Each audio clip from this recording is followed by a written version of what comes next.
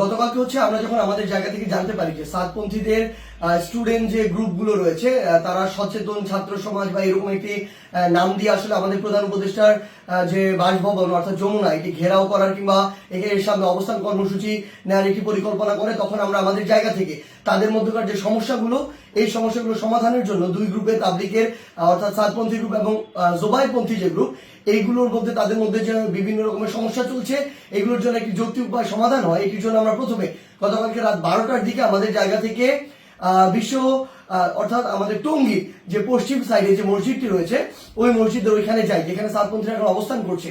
সেই জায়গাটিতে আসলে আমরা গিয়ে তাদের সাথে রাত 12টা থেকে প্রায় 2টা পর্যন্ত কথা বলি এবং তাদের জায়গা থেকে তারা যে চিন্তাটি করেছিল সকাল 10টায় এখানে তারা অবস্থান কর্মসূচি ঘোষণা করবে এরকম একটি কথা ছিল এবং তারা বলেছিল এটি কেন, কারণ তারা মাওলানা সাদ সাহেবের ভিসা চায় এবং তারা তাদের জায়গা থেকে 5 দিনে জোর করার 20 থেকে 25 তারিখ পর্যন্ত জোর করার একটি দাবি জানায়।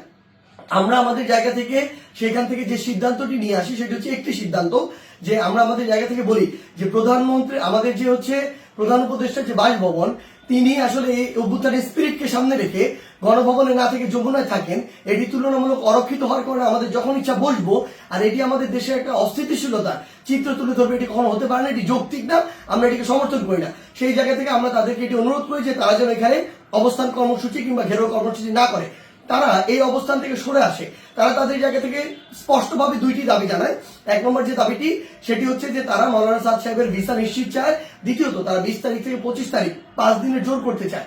আমরা তাদের কাছে বলি যে 5 দিন করে যাবেন কিনা এই কমিটমেন্টটুকু যদি আপনাদের থাকে যে 25 তারিখ আপনাদের যখনই শেষ হয়ে যাবে তখন আপনারা চলে যাবেন, তাহলে আমরা আমাদের জায়গা থেকে এই দুইটি দাবি নিয়ে আরেকটি যে গ্রুপ রয়েছে যারা এখন কাকরাইল মসজিদে অবস্থান করছে জোবাইরপন্থী গ্রুপ এবং সেখানে হেফাজতের নেতৃবৃন্দ রয়েছেন তাদের সাথে আমরা গিয়ে কথা বলবো। তারা যখন এই কথাটি দেয় যে তারা এই কমিটমেন্টটি করছে 25 তারিখে তারা ছেড়ে দিবে, আমরা সেখান থেকে রাত 2টার দিকে কাকরাইল মসজিদে আসি। সেখানে আমাদের জোবাইরপন্থীদের যারা মাওলানা রয়েছেন যারা সিনিয়র নেতৃবৃন্দ রয়েছেন তারা ছিলেন, হেফাজতের যারা সিনিয়র নেতৃবৃন্দ মাওলানা মাদুনুল হক সাহেব মাওলানা মাহফুজুল হক সাহেব তারা ছিলেন, সকলে ছিলেন। আমরা যখন তাদের সাথে আলোচনা করছি রাত 2টা থেকে 3টা যখন ক্রস করে যাচ্ছে তখন এই আলোচনা চলাকালীন সময় আমাদের কাছে ফোন আসে যে সাতপন্থীদের যে গ্রুপটি রয়েছে সেখান থেকে তারা তাদের জায়গা থেকে ওই যে আরেকটি যে মাঠ রয়েছে যে মাঠটি হচ্ছে ইস্তেমার যে মাঠ যে মাঠটি সেদিকে যাওয়ার জন্য তাদের 10-15-20 হাজার মানুষ আসলে ওই রকম একটি তাদের পরিকল্পনা কিংবা মুভ দেখা যাচ্ছে। আমরা সাথে সাথে সাতপন্থীদের যে মাওলানা আব্দুল্লাহ সহ আরো 2 জনকে ফোন দিয়ে বলি যে আপনাদের সাথে এটি কথা হয়েছে যে আপনারা 10টা এখানে বসবেন না এবং আপনাদের 2টা দাবি নিয়ে আমরা আমাদের জায়গা থেকে এখনই আরেকটা গ্রুপের সাথে কথা বলবো, কালকের মধ্যে অর্থাৎ আজকেই আপনাদের 2 গ্রুপের বসার ব্যবস্থা করব, মাওলানা সাদ সাহেবের ভিসা বা এই সংক্রান্ত আলোচনা সেখানে হবে। এই যে আমাদের 5 দিন যে আপনারা থাকতে চাচ্ছেন এই কমিটমেন্ট যদি আপনারা দেন সেটি নিয়েও সেখানে আলোচনা হবে।